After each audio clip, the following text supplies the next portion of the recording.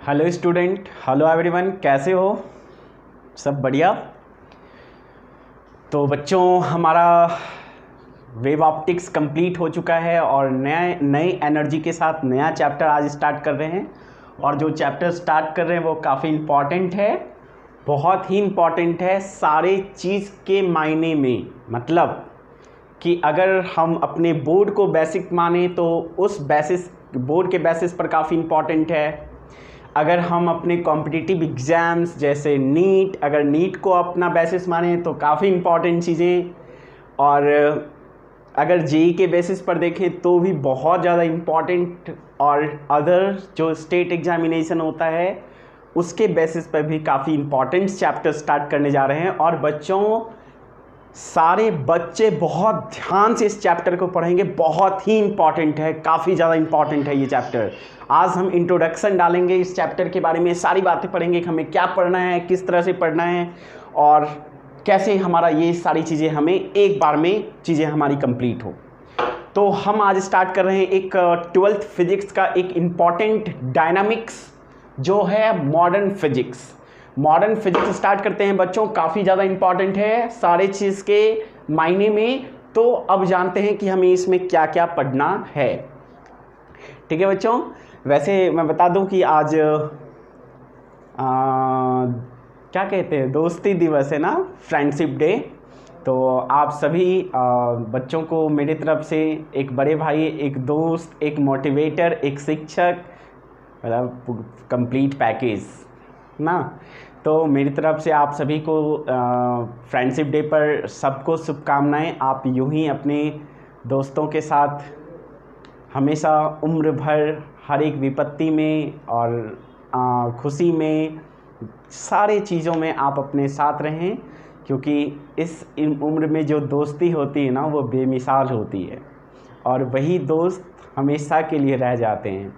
ठीक है बच्चों, तो आप दोस्ती कम नहीं कीजिए, दोस्त बनिए, आप भी जाइए, उसे भी बुलाइए, और दोस्ती जुर्म नहीं, बस दोस्ती निभाइए। ठीक है बच्चों, तो हम स्टार्ट करते हैं। क्या क्या इंपॉर्टेंट है मॉडर्न फिजिक्स में, क्या क्या हमें पढ़ना है बच्चों? इसमें मॉडर्न फिजिक्स में हमें पढ़ना है क्या क्या? एटॉमिक न्यूक्लियस पढ़ना है। एटॉमिक न्यूक्लियस एटम्स का जो होता है न्यूक्लियस के बारे में, वो सारी चीज़ें। ठीक है, एटॉमिक न्यूक्लियस को पढ़ने के बाद हमें पढ़ना होता है अल्फ़ा, अरे यार ये बीटा है, alpha beta and gamma radiation, इनका रेडिएशन ये पढ़ना है। Laws of radioactivity, radioactive decay पढ़ना है। ठीक है, उसके बाद बाइंडिंग एनर्जी एंड कैलकुलेशन, ये हमें पढ़ना है।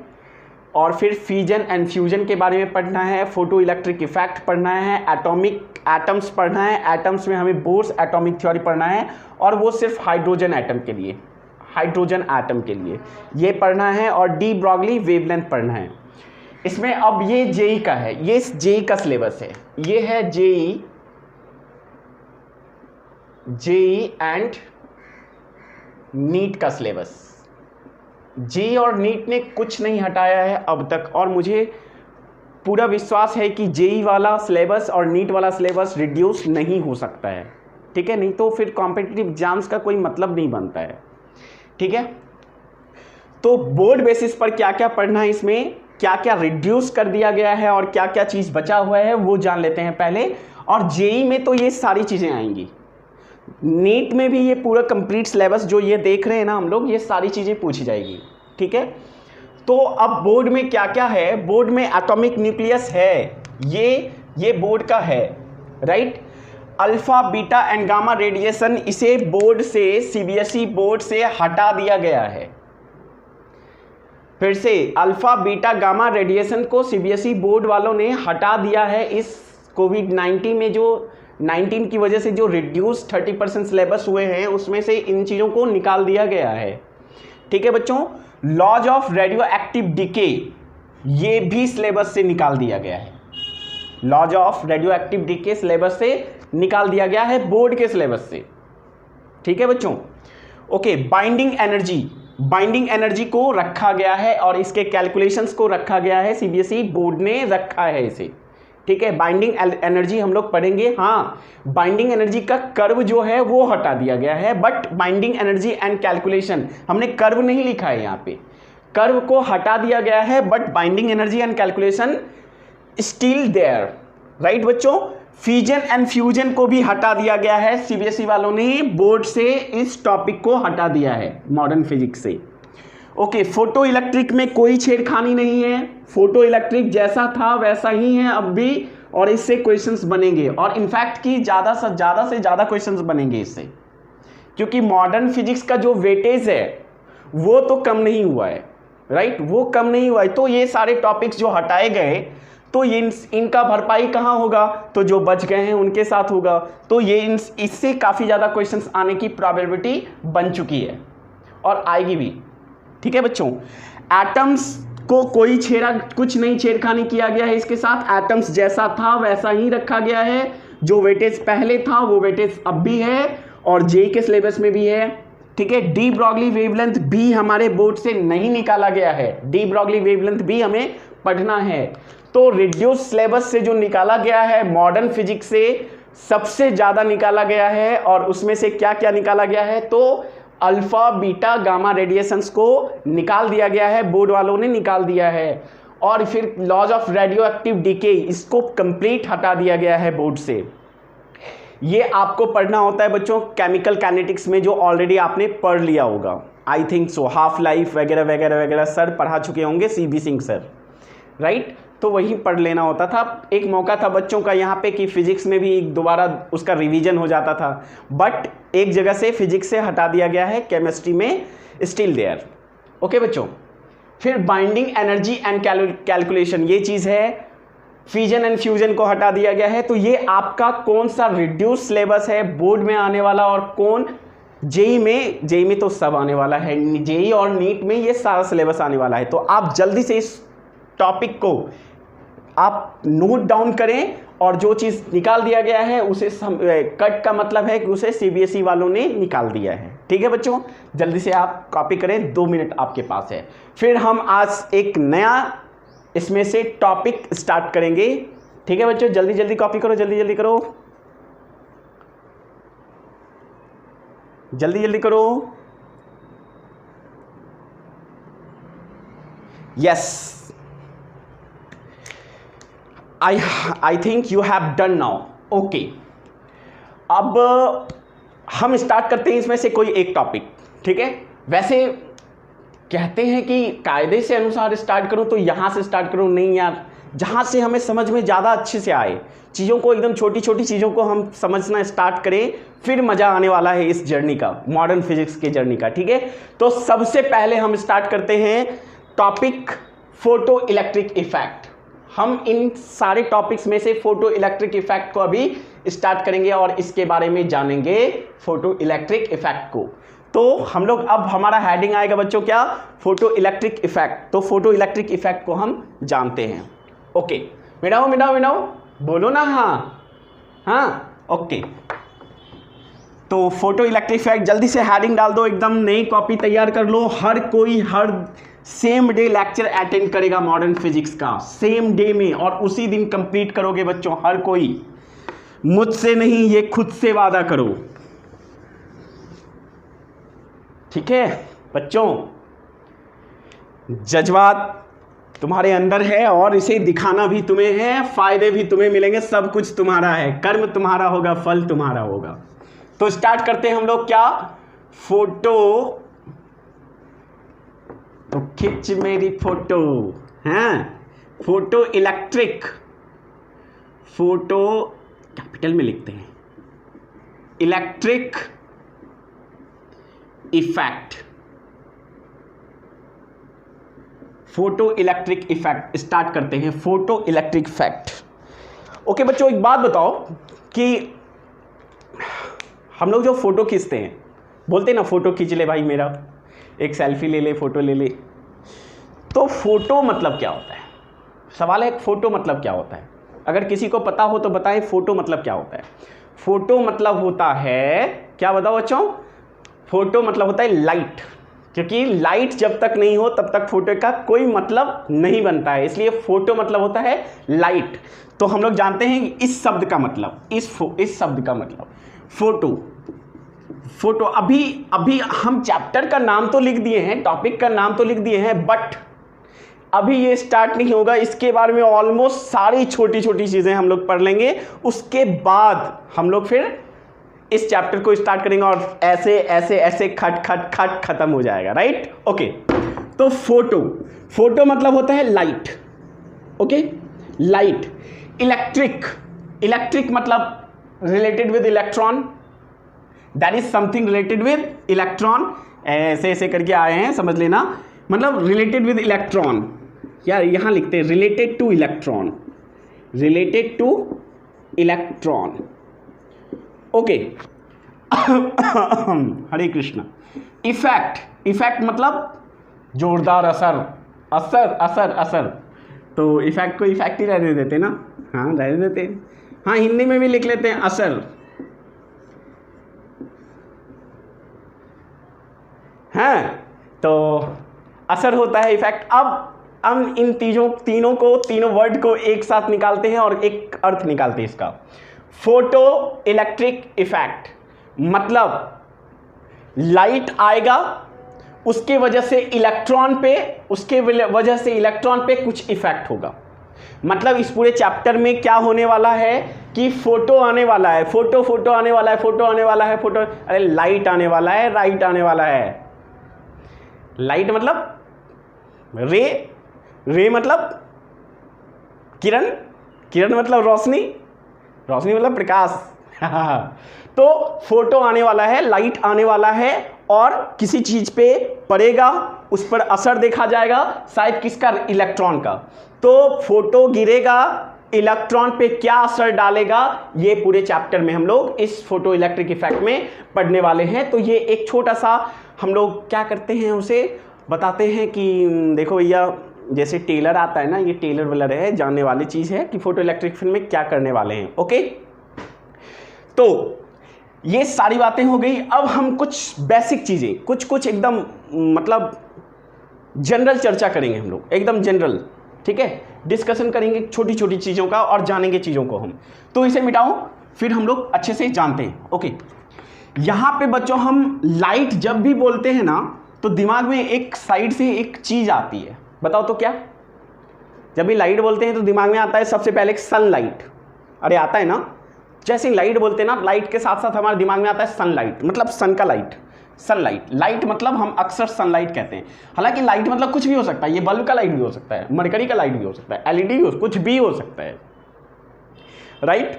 ओके, लाइट मतलब अक्सर हम सन का लाइट कहते हैं, सन का रे।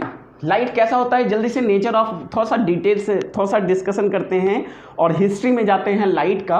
तो लाइट के हिस्ट्री में ऑलमोस्ट हमने सारी चीज़ें बता दिया था कि लाइट में डिस्कशन हुआ था। पहले पूछा गया था कि व्हाट इज़ लाइट, सन रे, व्हाट इज़ वाइट लाइट ना, तो हमने कहा था कॉम्बिनेशन ऑफ 7 डिफरेंट कलर। तो फिर सवाल आया था what is the nature of light, तो फिर वो काफ़ी ज़्यादा परेशान किए करने वाला सवाल था, क्योंकि जिसका जवाब इतना आसान नहीं था, जिसमें कई साइंटिस्ट आए, हम हिस्ट्री पढ़ा चुके हैं वेब ऑप्टिक्स में, उसमें सारी चीज़ें आप ऑलरेडी जान रहे हैं। तो फिलहाल लाइट में 2 तरह का हम बोले थे, एक बोले थे हमने बोला था क्या, रे, और दूसरा बोला था ये वेव है, राइट। अब रे है तो ये स्ट्रेट लाइन इसका प्रोपेगेशन है, और वेव है तो ऐसे होगा, ये इसके बारे में हम सब चीज़ पढ़ चुके हैं इससे प्रीवियस चैप्टर में। अब स्ट्रेट लाइन मतलब रे, तो रे के बारे में, रे कैसे चलेगी, तो लाइट रे ऐसे चलती है, ऐसे स्ट्रेट लाइन में। दिखाऊं तुम्हें, रे मतलब कुछ इस तरह से, ये हो गया रे, देखो बच्चों ये हो गया रे। क्या स्ट्रेट लाइन है, हाँ है रे। बच्चों जानते हो क्या, ऐसे तुम्हें बताऊं कि ये जो है ना, एक्चुअली तुम देख नहीं सकते हैं, हम तो देख लेंगे, तुम नहीं देख सकते हो कि ये जो स्ट्रेट लाइन आ रहा है ना, इसमें 2-3 चीज़ें हैं। अगर ये लाइट का स्पीड है, और ये लाइट का स्पीड कितना होता है, 3 × 10⁸ मीटर पर सेकेंड, ये होता है ना लाइट का स्पीड। तो अगर इसके स्पीड को कम कर दिया जाए लाइट का, तो ये जो लाइट दिखने वाला है वो कैसा दिखने वाला है, हम आपको इसके पैरेलली एक डायग्राम बनाकर आपको दिखाने की कोशिश करते हैं। ये लाइट जो है ना, एक्चुअली ये कॉम्बिनेशन है इस तरह की चीज़ों का, ऐसे ऐसे ऐसे, शायद आपको दिख रहा हो। अगर इसकी स्पीड को कम कर दिया जाए तो कुछ इस तरह से दिखने वाला है, ये इस तरह से दिखने वाला है, ये इस तरह से दिखने वाला है, इस तरह से, ठीक है।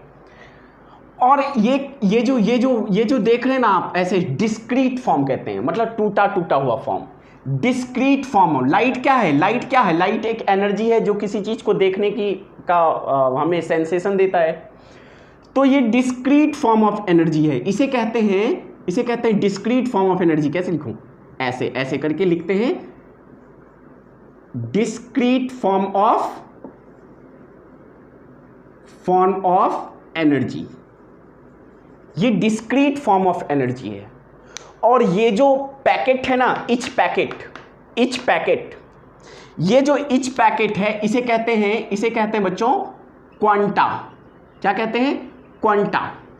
इसीलिए ये आ गया क्वांटम फिजिक्स, इसीलिए मॉडर्न फिजिक्स क्वांटम फिजिक्स है, राइट। तो इसे कहते हैं क्या? क्वांटा। अगर सनलाइट हो ये, तो इसे कहते हैं क्या? सन के केस में इसे कहा जाता है फोटोन। क्या कहा जाता है? फोटोन। क्या बच्चों? फोटोन, ठीक है। मतलब फोटोन क्या है? तो फोटोन क्या है? लाइट का एक डिस्क्रीट फॉर्म ऑफ एनर्जी है, पैकेट के फॉर्म में लाइट चलता है।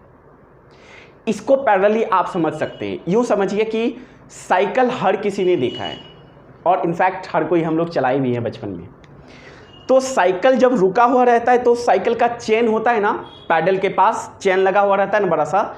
जब साइकिल रुकी हुई होती है तो देखना वो ऐसे ऐसे ऐसे ऐसे ऐसे ऐसे ऐसे ऐसे ऐसे discrete form of energy packet होता है ना। कुछ ऐसे ऐसे साइकिल का चेन होता है, एक दूसरे से रिलेटेड रहता है ना।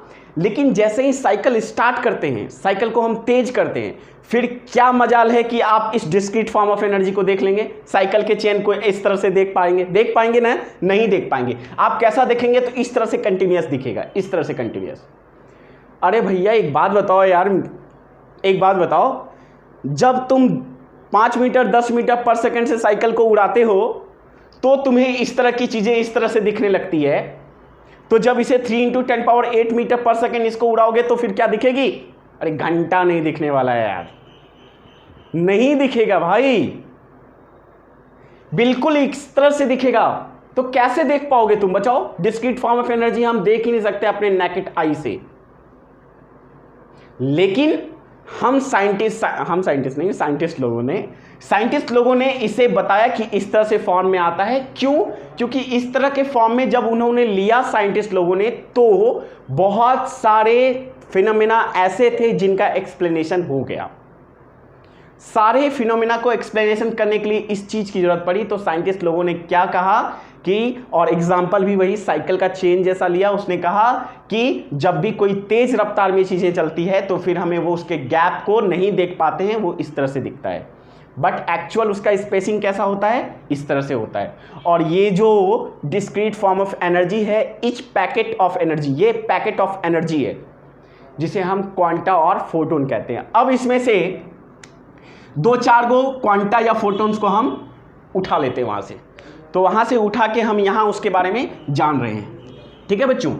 एकदम छोटा छोटा चीज, जनरल चर्चा कर रहे हैं, जनरल डिस्कशन, एकदम जनरल चर्चा किस पर कर रहे हैं? फोटोन, लाइट के बारे में थोड़ी थोड़ी बातें, एकदम क्वांटा फोटोन्स के बारे में। अब यहां से कुछ डिस्क्रीट फॉर्म ऑफ एनर्जी को हम निकाल लेते हैं। ये रहा डिस्क्रीट फॉर्म ऑफ एनर्जी, ये डिस्क्रीट फॉर्म ऑफ एनर्जी है, ये है डिस्क्रीट फॉर्म एनर्जी, जिसे एक को कहते हैं क्या बच्चों? क्वांटा कहते हैं, या फिर और फोटोन, इसे क्वांटा या फोटोन्स कहते हैं हम, राइट। तो क्वांटा या फोटोन्स हम इसे कहते हैं बच्चों, ओके। तो ये जो क्वांटा एंड फोटोन है, एक नाम था, एक साइंटिस्ट का नाम था जिसने इसका नाम क्वांटा रखा था। उस नाम का था क्वांटम थ्योरी, ठीक है। उन्होंने ये क्वांटा नाम रखा था। उन्होंने बताया कि ये जो इसमें जो एनर्जी होता है, क्या होता है? एनर्जी। मतलब यूँ समझो ना, ये जो है ना, ये होली में छोटा पैकेट में जो रंग भरते हैं ना हम लोग, छोटा पैकेट में रंग, वो है। और जो रंग है ना वो एनर्जी है। अगर मेरे यहाँ पे पड़े तो ये पूरा लाल हो जाएगा, जैसा कलर होगा वैसा हो जाएगा, ठीक है। तो इसमें क्या है, कलर है, एनर्जी है, तो इसमें क्या है, एनर्जी है, राइट। अब सवाल है कि कितनी एनर्जी है। ये तो समझ गया कि लाइट में जो डिस्क्रीट फॉर्म ऑफ एनर्जी होता है, और ईच पैकेट ऑफ एनर्जी को हम कहते हैं क्वांटा, या फिर सन के केस, लाइट के केस में फोटोन कहते हैं। अब कितनी एनर्जी होती है, तो उन्होंने कहा कि ये जो एनर्जी होता है वो डायरेक्टली प्रोपोर्शनल होता है इसके फ्रीक्वेंसी का। ये इसका जो फ्रीक्वेंसी है उसके डायरेक्टली प्रोपोर्शनल होता है। अब प्रोपोर्शनैलिटी प्लैंक साहब ने हटाया, उन्होंने एच प्लैंक साहब लाया और कह दिया एनर्जी होती है क्या, इक्वल टू एच न्यू। कितनी होती है, इक्वल टू एच न्यू, ठीक है। मतलब इसके एक क्वांटा या फोटोन्स में एनर्जी होती है इतनी। अगर इसका शॉर्टकट हम लोग देखें तो हम लोग क्या क्या पाने वाले हैं, जो ऑलरेडी आप जान रहे हैं। क्या होता है बच्चों, उसको जाने हम। तो वो एनर्जी है कितनी, इक्वल टू एच न्यू, या फिर इक्वल टू न्यू को क्या लिख सकते हैं, सी बाय लैम्डा, क्योंकि न्यू इक्वल टू क्या होता है, सी बाय लैम्डा होता है ना, ऑलरेडी हम लोग पढ़ चुके हैं ना। तो ये हो गया, ये हो गया क्वांटा या फोटोन्स, एक क्वांटा या फोटोन्स की एनर्जी जो इसमें है। वही रंग भरना, होली में जो हम रंग भरते हैं छोटे छोटे पैकेट में टिका के मारते हैं, ठीक है, उसी का एनर्जी है ये। अगर शॉर्टकट यूज करें तो ये होता है 12400 angstrom electron volt by lambda should be in angstrom. ये काफ़ी ज़्यादा आपको न्यूमेरिकल सॉल्व करने में ये पॉइंट काम आने वाला है, इसलिए हम इसको कई बार बताए हुए हैं आपको। ये काफ़ी ज़्यादा इम्पॉर्टेंट है और आपको काम आने वाला है। ये जो भी चीज़ें हम पढ़ा रहे हैं ना, ये आपको इसका कोई फोटो इलेक्ट्रिक इफेक्ट में इसका ये टॉपिक नहीं है, लेकिन फोटो इलेक्ट्रिक में पूरे चैप्टर में हम लोग यही चीज़ डिस्कशन करने वाले हैं, इसी चीज़ के बारे में। ये हमें बहुत हेल्प करेगा अगर एकदम से बेसिक नॉलेज हमें इस चीज़ के बारे में है तो क्वांटा और फोटोन्स के पास कितनी एनर्जी है बच्चों, इतनी एनर्जी है। आप जल्दी से नोट करें क्वांटा एंड फोटोन्स को, समझ गए, हो गया बच्चों, ओके। अब इसे मिटाओ। ये चीज़ें आप समझ गए होंगे, आई थिंक सो कि ये चीज़ें आपको समझ में आ रही होंगी ना। अब हम कुछ बातें डिस्कस करने वाले हैं, आपको कुछ बातें और चर्चा करेंगे विशेष रूप से, कि अगर मान लेते हैं कि एक क्वांटा, ये जो फोटोन है या क्वांटा या फोटोन, इसके पास मान लेते हैं कि अगर 2 इलेक्ट्रॉन वोल्ट एनर्जी है, 2 इलेक्ट्रॉन वोल्ट, ठीक है, 2 इलेक्ट्रॉन वोल्ट।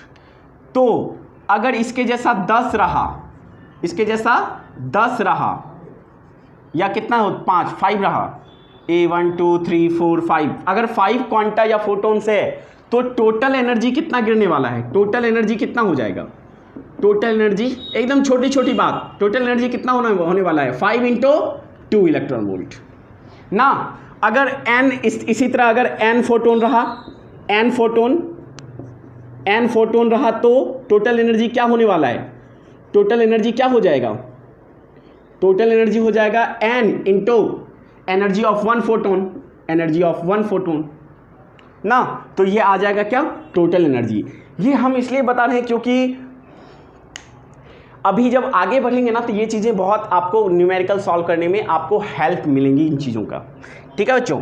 तो आप इस चीज़ को नोट करें जल्दी से, समझ में आ गया क्या। अब यहाँ पे इलेक्ट्रॉन वोल्ट एनर्जी की बात करते हैं, हम थोड़ा सा एनर्जी के बारे में आपको डिस्कस करते हैं, एनर्जी की बातें, सारी चीज़ें। एनर्जी जो है, एनर्जी का फॉर्मूला आ गया क्या, इक्वल टू एच न्यू। अगर n फोटोन है तो एनर्जी का फॉर्मूला n × एच म्यू, इतना हो जाएगा energy, n × H new, okay. तो ये जो एनर्जी है ये क्या क्या हो सकता है, ये हो सकता है इलेक्ट्रॉन वोल्ट में, ये होता है इलेक्ट्रॉन वोल्ट। अगर नहीं तो यहाँ लिख दें, एकदम छोटा छोटा चीज़ पढ़ा रहे हैं हम, इलेक्ट्रॉन वोल्ट, ठीक है। और ज़्यादातर क्वेश्चंस जो इस चैप्टर में मिलेंगे वो इलेक्ट्रॉन वोल्ट में ही मिलेंगे, ज़्यादातर क्वेश्चन, मैक्सिमम क्वेश्चन। हाँ, इसके बाद जो ज़्यादा पूछा जाएगा वो पूछा जाएगा जूल में। किसमें? जूल में। तो इलेक्ट्रॉन जूल मतलब जे, ठीक है। तो जूल में कन्वर्ट करने के लिए इलेक्ट्रॉन वोल्ट को अगर जूल में कन्वर्ट करना हो तो क्या करेंगे हम? जैसे एग्जाम्पल 5 इलेक्ट्रॉन वोल्ट है, इसे जूल में लिखना हो तो 5 इंटू ए क्या होता है? इलेक्ट्रॉन का वैल्यू कितना होता है? चार्ज कितना होता है? 1.6 इंटू 10 पावर माइनस 19, ये जूल हो जाएगा। श्योर। अगर 10 इलेक्ट्रॉन वोल्ट है तो जूल में कन्वर्ट कैसे कर सकते हैं हम लोग? 10 इंटू ई से मल्टीप्लाई कर दो ना, ई से मल्टीप्लाई कर दो, कितना? 1.6 इंटू 10 पावर माइनस 19 जूल, ठीक है। उसी तरह अगर n इलेक्ट्रॉन वोल्ट है तो हम कैसे जूल में कन्वर्ट करेंगे? n into 1.6 into 10 power minus 19 joule. मतलब मुझे लगता है कि आप इलेक्ट्रॉन वोल्ट को जूल में कन्वर्ट करने का तरीका सीख गए होंगे। और जब भी इस चैप्टर में क्वेश्चन आएगा, चाहे किसी में भी क्वेश्चन आओ, बोर्ड में आए, जेई में आए या फिर नीट के लिए आए, हमें या तो इलेक्ट्रॉन वोल्ट में, मैक्सिमम क्वेश्चन इलेक्ट्रॉन वोल्ट में पूछा जाएगा या फिर जूल में पूछा जाएगा। तो आप जूल से इलेक्ट्रॉन वोल्ट में कन्वर्ट कर सकते हैं। जूल से इलेक्ट्रॉन वोल्ट में कैसे कन्वर्ट करेंगे? तो डिवाइड कर देंगे 1.6 से, यहाँ मल्टीप्लाई किए हैं, ठीक है बच्चों। तो इससे बाहर क्वेश्चंस एनर्जी से रिलेटेड नहीं आने वाला है। तो जल्दी से कॉपी करो बच्चों, फिर हम लोग आगे बढ़ते हैं।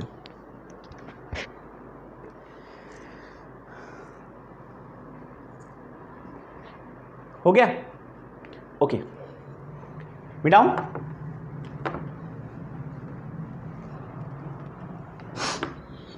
तो कल रक्षाबंधन है,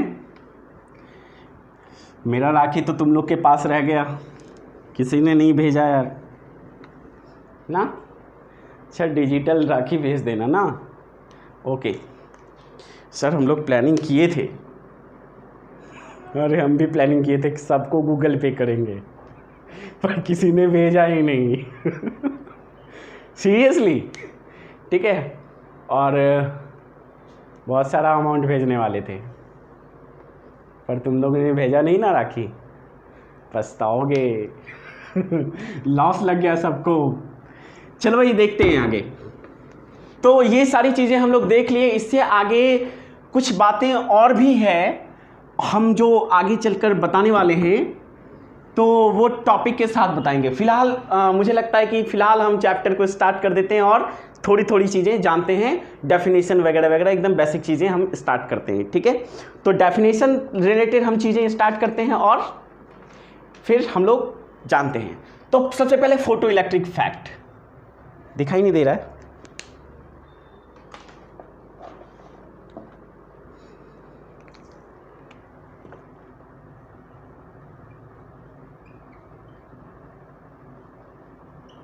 इसका डेफिनेशन,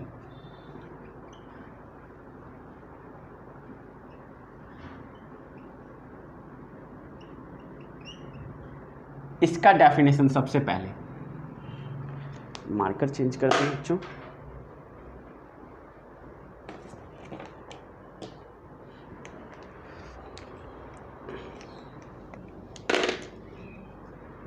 तो इसका डेफिनेशन जानते हैं, ठीक है, फिर अब समझ में आने लगेगा अब सब चीज, ठीक है।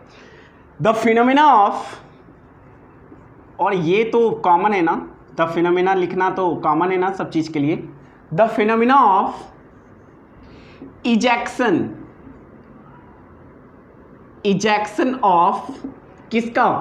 Obviously related with the electron, तो electron, ejection of electron. The phenomena of ejection of electron, कहां से? इलेक्ट्रॉन कहां से इजेक्ट होता है? लकड़ी से, वुड से, किससे होता है? नॉन मेटल से, मेटल से। इजेक्शन ऑफ इलेक्ट्रॉन फ्रॉम कहां से? From metal surface, from metal surface.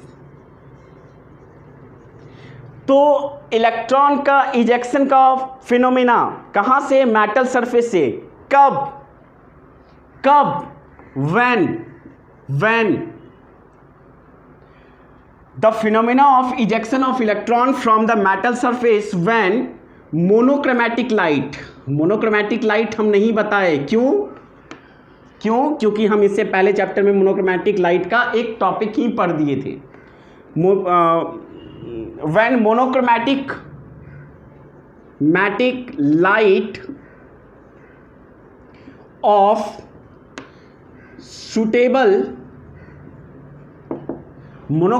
light of suitable wavelength incident on it। जल्दी से डेफिनेशन पढ़ो बच्चों। Incident on it is called या known as called क्या? फोटो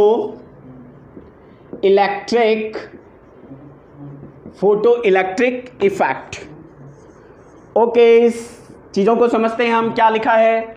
हमने बताया कि जब भी फोटो इलेक्ट्रिक इफेक्ट नाम से ही क्लियर किए थे कि यहाँ पे क्या होगा, फोटोन्स आएगा और इलेक्ट्रॉन पे असर करेगा। इफेक्ट, फोटो इलेक्ट्रॉन इफेक्ट ना, तो इलेक्ट्रॉन पे असर करेगा। किस तरह से इलेक्ट्रॉन? तो क्लियर हो गया अब। क्या? The phenomena of ejection of electron को इजेक्ट करेगा। नहीं समझे?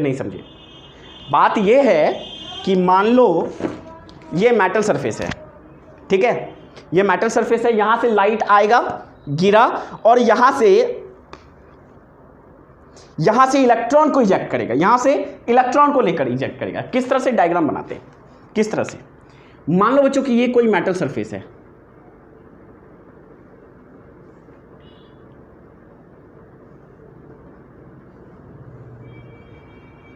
ये मेटल सरफेस है,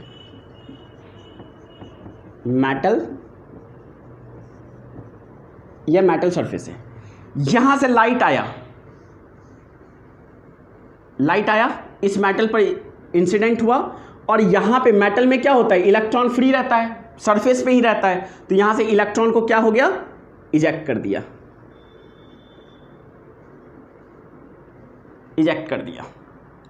ठीक है, ये कौन है? लाइट। ये कौन है? फोटोन। कौन है? फोटोन। और ये क्या है? कौन है? Ejected electron. तो लाइट आया, मेटल सरफेस पर पड़ा और मेटल सरफेस से इलेक्ट्रॉन को इजेक्ट कर दिया। और ये जो पूरी घटना है ऐसा होने का, ये घटना क्या कहलाता है? Photo electric effect. क्लियर हो गया? तो जब लाइट आए मेटल सरफेस पर पड़े और मेटल सरफेस से इलेक्ट्रॉन को निकाल दे, वो फिनोमेना फोटो इलेक्ट्रिक इफेक्ट कहलाता है। ठीक है, वो फिनोमेना फोटो इलेक्ट्रिक इफेक्ट कहलाता है। अब यही चीजें हम डिफरेंट तरीके से पढ़ेंगे। ठीक है, जल्दी से आप नोट करें बच्चों, फिर हम आगे बढ़ते हैं। ओके। और ये जो इजेक्टेड इलेक्ट्रॉन है ना, इजेक्टेड इलेक्ट्रॉन, इसका पर्टिकुलर यहां पे एक नाम भी है। ठीक है, अच्छा, ये इजेक्टेड क्यों हुआ? अपने मन से निकल गया? नहीं, जब फोटोन्स गिरा तब ये इलेक्ट्रॉन इजेक्ट हुआ है। इसलिए इस इलेक्ट्रॉन का पर्टिकुलर यहां पे नाम है। किसने जनरेट किया? फोटोन ने। तो इसे कहते हैं हम क्या? फोटो जनरेटेड, क्योंकि फोटोन ने इसे जनरेट किया है। Photo generated electrons. हालांकि यहां इलेक्ट्रॉन्स दे दिए हैं, ढेर सारे इलेक्ट्रॉन इजेक्ट होने के लिए, इलेक्ट्रॉन। तो आई थिंक कि आप समझ गए होंगे कि फोटो जनरेटेड इलेक्ट्रॉन क्या होता है। ठीक है बच्चों, जल्दी से इस चीज को नोट करिए आप, फिर हम आगे की बात करते हैं। ओके, हो गया। अब ये जो घटना होती है, इनके पीछे कई चीजें राज होती है जो हमें दिखता नहीं है।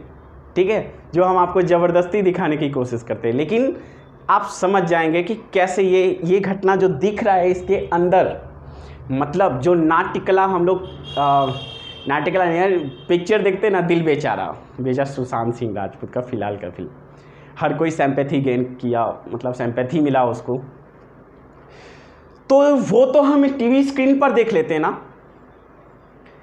लेकिन उसके पीछे कई लोग रहते हैं जिन्होंने वो चीज़ बनाया होता है, और इनफैक्ट उनका योगदान इससे ज़्यादा होता है ना। तो ये दिख रहा है हमें। अब इसके पीछे क्या क्या सारी चीज़ें होती है, वो चीज़ हमें जो हमें दिखता नहीं है, और साइंस पढ़ रहे हैं इसलिए हमें उस चीज़ को जानना होता है। तो हम बताते हैं कि क्या क्या इनके पीछे होता है। तो बच्चों इसे मिटाते हैं हम, और वो चीज़ें हम आपको बताते हैं क्या क्या चीज़ें होती है जो हमें दिखता नहीं है। तो वो पहला है क्या, वर्क फंक्शन। वर्क फंक्शन, ये एक वर्ड होता है वर्क फंक्शन, ठीक है। या फिर एक और नाम हम इसे कह सकते हैं, और करके एक और नाम कहते हैं थ्रेशहोल्ड। थ्रेशहोल्ड एनर्जी, इसे एक और नाम से जानते हैं हम लोग, क्या, थ्रेशहोल्ड एनर्जी, ठीक है। इसका खुद का रिप्रेजेंटेशन भी है, सिंबल भी है, वो होता है ऐसे 5 नॉट, ठीक है। नाम जानते हैं। हाँ, थ्रेशहोल्ड, ये जो वर्ड होता है ना थ्रेशहोल्ड, थ्रेशहोल्ड का मतलब होता है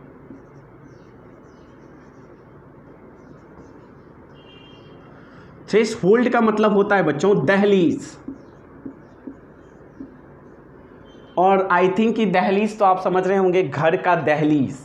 घर का दहलीज मतलब वो होता है जिसके आगे गए तो आप घर से बाहर हो गए, उसके अंदर रहे तो आप घर के अंदर रह गए। नहीं समझे अभी भी? एक गाना आया था, दहलीज पे मेरे दिल के जो रखे हैं तूने कदम, मतलब ना तुम आई हो ना तुम गई हो आने वाले भी हो और जाने वाले भी हो ना।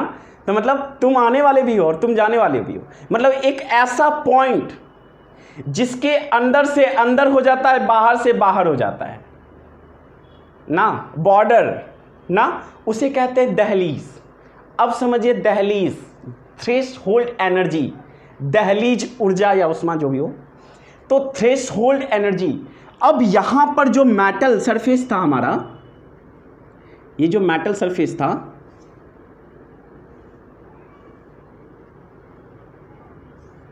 ये जो मेटल सरफेस था, एक मिनट बच्चों, ये जो मेटल सरफेस है,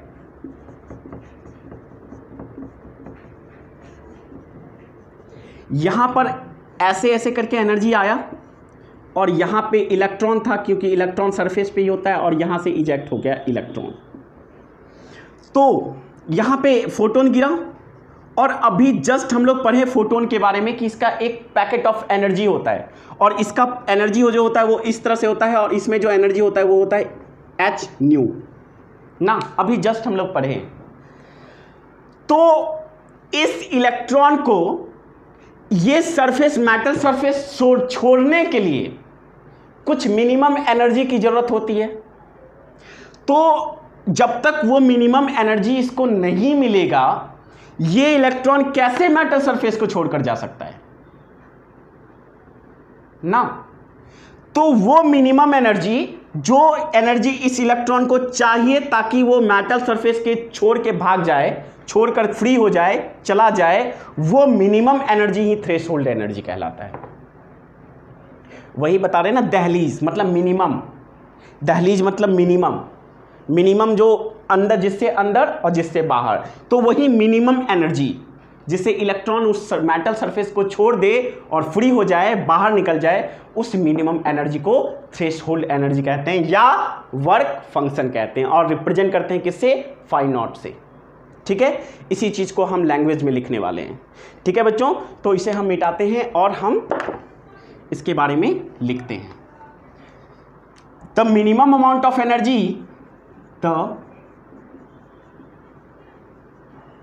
minimum amount of energy required to eject an electron कहाँ से, from metal surface is known as work function or threshold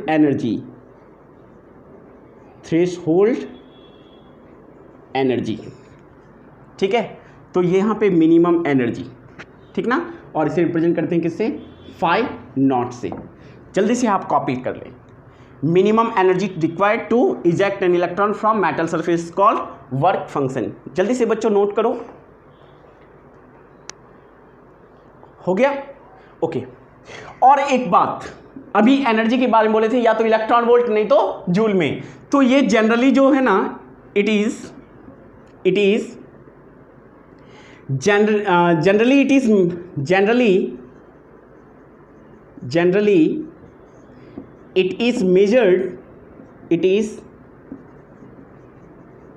measured in electron volt. ये क्लियर कर दिए हम।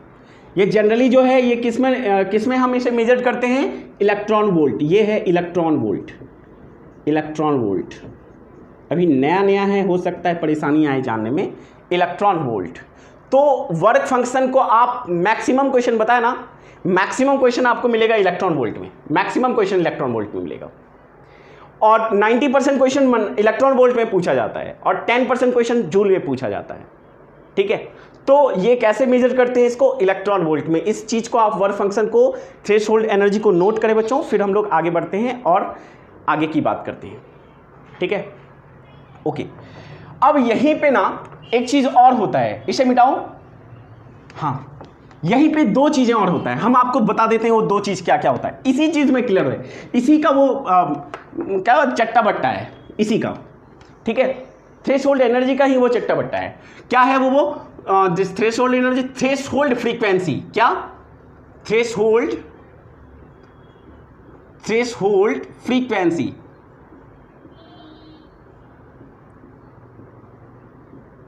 थ्रेशोल्ड फ्रीक्वेंसी, ये भी फिर वही थ्रेशोल्ड है, मतलब दहलीज, मतलब minimum.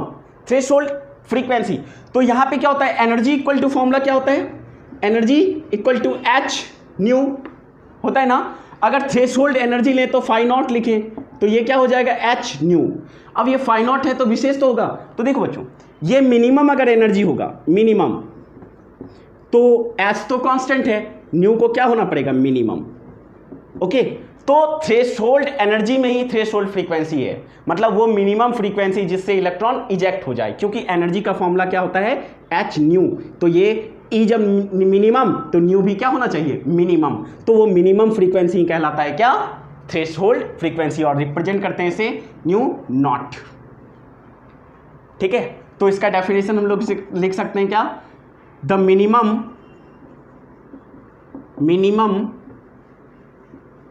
frequency of photon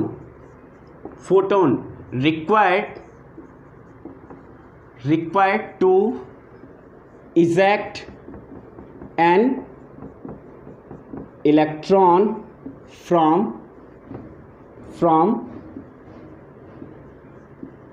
metal surface is known as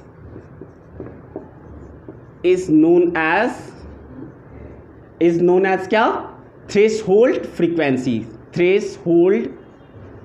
frequency, okay fine.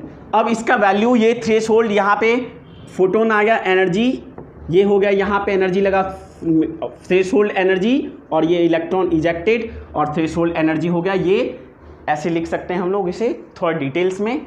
ये एनर्जी, अगर ये इसको हम मिनिमम लेंगे तो ये क्या कहलाएगा, फाई नॉट, और इसको मिनिमम करने के लिए इसको क्या होना पड़ेगा, मिनिमम होना पड़ेगा। वेर एच इज, यहाँ पे लिख देते हैं एच क्या है, प्लैंक्स कांस्टेंट,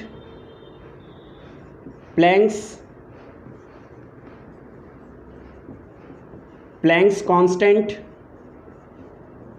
वैल्यू याद है प्लैंक्स कांस्टेंट का 6.625 इंटू 10⁻34 जूल, ठीक है। ओके, फाई नॉट क्या है, फाई नॉट क्या है, ये क्या है, वर्क फंक्शन या थ्रेशोल्ड एनर्जी, वर्क फंक्शन या threshold energy. Okay, new not क्या है, यही तो है वो, कौन कौन कौन कौन, थ्रेशोल्ड, थ्रेशोल्ड फ्रीक्वेंसी।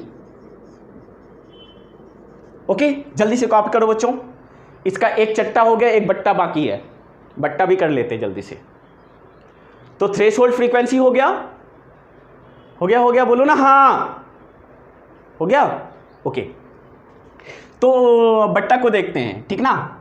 ओके, बट्टा है क्या, फ्रीक्वेंसी की जगह, फ्रीक्वेंसी की जगह, फ्रीक्वेंसी की जगह होगा क्या, वेव लेंथ, वेव लेंथ, और उसे वेव लेंथ को लैम्डा से रिप्रेजेंट करते हैं, तो विशेष क्या है, लैम्डा नॉट, ठीक है। अब देखो बच्चों, यहां पे एनर्जी हो गया, इसे मिटाऊं। अब एनर्जी को अगर वेवलेंथ में कन्वर्ट करें तो ये क्या हो जाएगा, म्यू इक्वल टू होता है सी बाय लैम्डा, तो ये सी और लैम्डा नॉट। दिख रहा है क्या, नहीं दिख रहा है, नहीं दिख रहा है, कोई बात नहीं है, यहां लिखते हैं। तो ये क्या हो जाएगा, phi naught equal to h nu naught, और न्यू नॉट को क्या लिखते हैं, सी बाय लैम्डा, तो लैम्डा नॉट ये। अब देखो बच्चों, ये तो वो मिनिमम एनर्जी है, फाई नॉट क्या है, मिनिमम, मिनिमम एनर्जी। अब इसको मिनिमम होने के लिए लैम्डा को क्या होना पड़ेगा, एच सी तो कांस्टेंट, एच प्लैंक्स कांस्टेंट, सी कांस्टेंट, तो न्यू लैम्डा नॉट को क्या होना पड़ेगा, इसको मिनिमम करने के लिए मैक्सिमम। तो लैम्डा नॉट का मैक्सिमम वैल्यू जिस पर ये लैम्डा वर्क फंक्शन मिनिमम हो, मतलब एनर्जी मिनिमम हो जाए, उसे हम क्या कहेंगे, थ्रेशोल्ड वेवलेंथ। तो यहाँ पे जहाँ मिनिमम दोनों में लिखते आए ना, वहाँ पे हमें मिनिमम की जगह क्या करना पड़ेगा, मैक्सिमम करना पड़ेगा, मैक्सिमम, क्योंकि इन्वर्सली प्रोपोर्शनल है वो ना, तो मैक्सिमम करेंगे। अब हम क्या कहेंगे, the maximum wavelength, the maximum wavelength, the maximum wavelength of photon, छूट गया था an, photon required to eject an electron from the metal surface is known as threshold wavelength, wavelength, और लैम्डा नॉट से रिप्रेजेंट करते हैं, और चीजें बिल्कुल यही, ठीक है। अब यहां पे आप एच लिख सकते हैं, क्या है, लैम्डा नॉट लिख सकते हैं, क्या है, फाई नॉट लिख सकते हैं, क्या है, ठीक है बच्चों। तो ये बेसिक चीज़ें थी, एकदम छोटी चीज़ें, बहुत छोटी चीज़ें इस चैप्टर का, जिसको जानना बहुत ज़रूरी है। तो आप आई थिंक इस समझ में आ गया होगा कि ये सब छोटा छोटा चीज़, नेक्स्ट लेक्चर में हम बड़े धांसू चीज़ स्टार्ट करने वाले हैं, ठीक है, हाँ एकदम मस्त। तो ठीक है ना, तो ठीक है बच्चों, रक्षाबंधन की फिर से ढेर सारी शुभकामनाएं तुम्हें, और क्या बताऊँ यार, हाँ फ्रेंडशिप डे पर भी खूब एंजॉय करो यार, ठीक है। ओके, फिर मौका नहीं मिलता है, हालांकि बहुत एंजॉय करते हैं हम लोग अगर साथ रहते तो। दुख तो है कि साथ नहीं है सारे, लेकिन फिर भी। और हाँ, वो डिजिटल राखी भेज देना, डिजिटल पैसा भेज देंगे हम ठीक है बच्चों, ओके बाय, थैंक यू।